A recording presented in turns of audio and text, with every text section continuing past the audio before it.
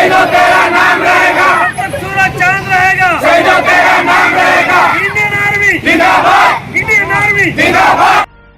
देश सकाशे शहीद होइतिबा जवान मानक मने पकाइले स्वेच्छासेवी। आज सुवर्णपुर जिलार अग्रणी स्वेच्छासेवी अनुष्ठान स्वच्छ भारत संगठन प्रयास रे जिलार बिजू पट्टनायक छक निकट 2019 रे जम्मू काश्मीर पुलवामा रे शहीद होइतिबा शहीद जवान को मने पकाई एक श्रद्धांजलि सभा अनुष्ठित हो जाइछे।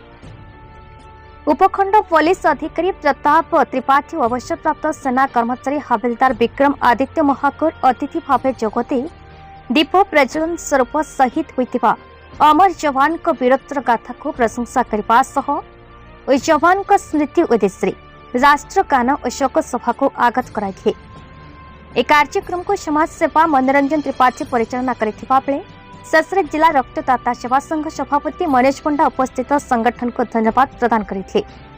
ए कार्यक्रम रे श्री गोपाल जी जोगालय एनसीसी सुवर्णपुर प्रज्ञा भारती चिंतन शिक्षा निकेतन और अन्य सामाजिक संगठन उपस्थित थे।